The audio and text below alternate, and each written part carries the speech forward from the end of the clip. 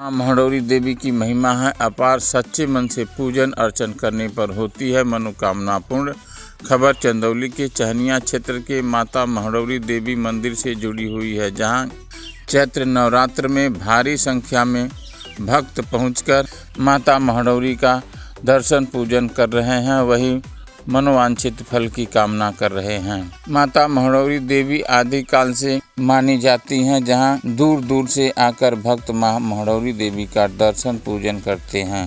नवरात्र के दिनों में माता के दर्शन पूजन के लिए भक्तों की भीड़ और बढ़ जाती है। नवरात्र के 9 दिन माता का अलग अलग विधि विधान से दर्शन पूजन कर मनोवांछित फल की प्राप्ति होती है। जाने माता महडौरी देवी की क्या है महिमा, कैसे पूजन अर्चन करते हैं लोग। गांव के प्रधान प्रतिनिधि गिरिजेश सिंह से। ये गुप्त कालीन मंदिर है। बताया जाता है कि गुप्त काल में जब नदी घाटी सभ्यता से लोग निकलते थे तो जगह जगह मंदिर और सराय उस समय के व्यापारी बनाते थे और वहीं वो रात्रि विश्राम करते थे। और हमारे यहाँ ये कहा जाता है कि बहुत पहले एक टेंगरी खड़वार थे, वो वहीं खुदाई कर रहे थे तो उनको ज़मीन से एक मूर्ति मिली।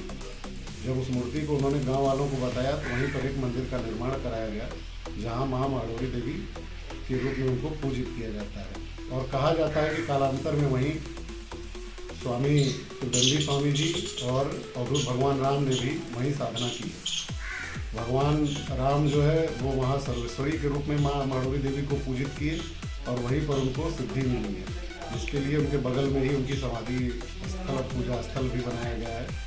और ठीक बगल में उत्तर तरफ शिवदंडी स्वामी जी का आश्रम है।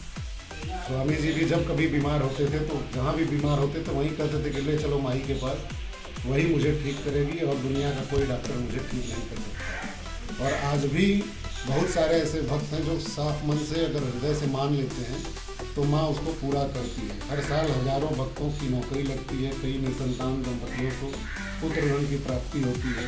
और बहुत से ऐसे लोग हैं जो हर जगह से परेशान हो जाते हैं और माँ की शरण में आकर के अपनी मन्नत मांगते हैं और माँ उस मन्नत को पूरी करती है। और हर साल इस तरह के तमाम श्रद्धालु ऐसे आते हैं जो खुद कहते हैं कि नहीं, माँ से मैंने पूजा की, अर्चना की और मेरी यह मांग पूरी हुई। और मैं आपको बता दूं कि मैं साक्षात उस चीज़ का अभिशाप किया हूँ कि माता जी से अगर दिल से कुछ भी पूछ लो, मान लो, तो वो बता देती हैं कि नहीं, क्या होगा क्या नहीं होगा।